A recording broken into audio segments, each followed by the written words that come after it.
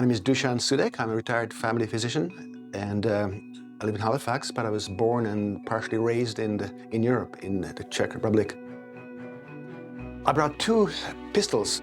They've been in my family for over a century, and they've been on my parents' living room wall for many, many years, and they passed away. Now they're in my living room wall.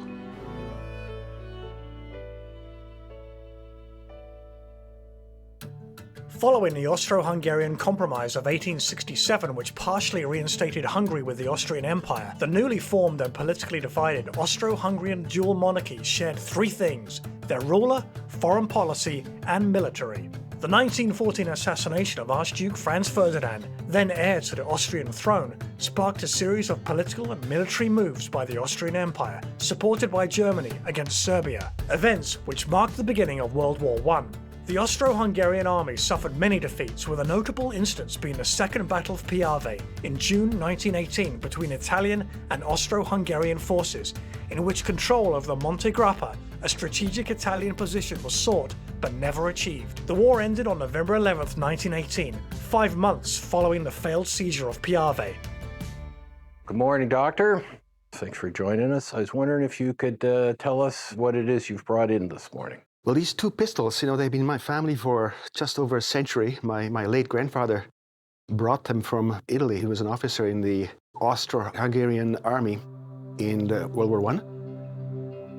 His grandfather fought, being born in Bohemia, he fought in the Austrian-Hungarian army. Much of the war is slowly fought in the Austrian-Italian Alps. I'm curious about how old are they? Obviously, they're quite old, but there's no marks that I could see. I have no idea who made them, when.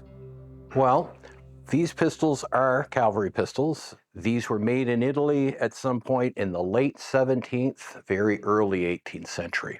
Okay, so these are quite rare to see on this side of the Atlantic.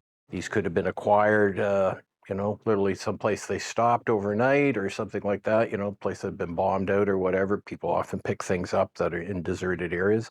But these are indeed 17th century Italian cavalry pistols.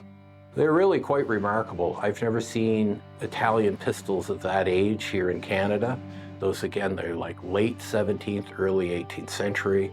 Again, the amount of artistry that's on them and the fact that they're here is quite extraordinary. And these, again, aren't necessarily issued just to regular troopers. This is kind of almost like an officer's grade sidearm. So again, the amazing amount of brass finial work and whatnot that's on here. These are quite kind of a signature of the Italian pistols of this time period, the style of butt. You'll see this, though, with this guard.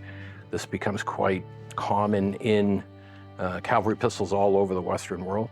This, though, has, what's really interesting on this one, has what they call a little esturgeon plate here, again, which is very ornate, very nice. And again, the sort of, one of the diagnostic elements of this as being a late 17th, early 18th century is this small hook that you see here on the trigger and up here on the cock. But again, these are remarkably good shape. And if you gave them a little bit of a clean, you might be able to find underneath like the name of maybe who made them. Mm-hmm. But again, these are really quite extraordinary. And you have the original pipes or ramrods, which is rather rare for something this old. So they're an extraordinary piece of sort of history. And again, quite rare for this side of the Atlantic, especially in Eastern Canada. Mm-hmm. You don't see a lot of Italian flintlock pistols over here. Could you explain the function of the ramrod? That's to stick the bullet in? The ramrod, these would have, by this time, you have like, you can do what they call loose loading. So this is the frizzen. So you put a small amount of charge in here. There's a nice big vent there. That would go down. This would be pulled back on full cock. When that's fired, the cock comes forward. There'd be a piece of flint in here that strikes the frizzen. The spark goes into the pan. That spark goes in the vent right here, and then you have a discharge. There used to be an expression you'd hear, don't go off half-cocked. Right, okay. This is like in a half-cocked position here now, so it's almost like a safety. Right, okay. So sometimes if people were kind of excited and they pull the trigger, you go off half-cocked, you're not going to get a real good ignition on that because the energy just isn't there from and of course, coming up. if it's raining, there'll be no ignition. The cav always has its sabers as well, right? Yes, yeah. How fast could a well-trained trooper reload? 3 rounds a minute is like often prescribed to a flintlock musket, okay? This is much harder though if you're, like you were saying, on horseback. Yeah, I think Okay. shaking. Yeah. So you once these things would be discharged, you'd have to be able to be somewhat disengaged, because if you're going to fire these things, that means you have to get really in close with your opponent. Yeah. So with that, there's usually like they pass in, they fire their weapons first, and they'll kind of wheel around. Those things would go back in the buckets, and then you'd come back at them with your saber. And until today, they haven't been moved for a long time. And of course, I've never fired them. I wouldn't dare. No. And this gives you, though, I'm sure, and within your family, a direct link to the Yes, grandfather no one Yep. had the chance to meet, eh? Yes, that's correct, yeah. As an officer, he was a lieutenant when he started, and he finished the war as a second lieutenant. And as an officer, he needed his commanding officer's permission to get married. In May 1918, he got finally permission to marry his fiancée, my grandmother, and he came home with this trunk full of items that he collected during the war. And these guns are part of it, you know. So he got married, and meanwhile, his unit, the 2nd Battalion of the 21st Regiment, was totally demolished by the Italians at the Second Battle of the Piave. So basically, that leave probably saved his life. No doubt, no doubt. Thank you so much for bringing these in.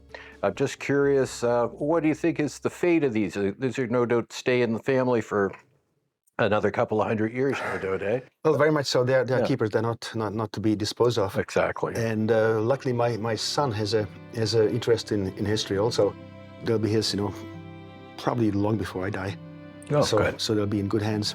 If you'd ever like to bring these to the museum, we could give them a light cleaning with some conservator's wax, Sure. which would might expose like some maker's marks and who might have made them, fill in the story a little more, but also just give you a nice cover to keep them on there. Good, yeah.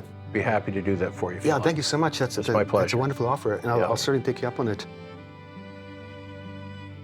It was a real treat as a curator to see some of those and held them up close and to meet the doctor and hear his story. Very interesting. Yes, I learned quite a bit, the details of the actual guns, and yes, and I really appreciate the offer of having it, you know, stabilized and conserved. So hopefully you'll look better and you'll survive another century in the family, at least.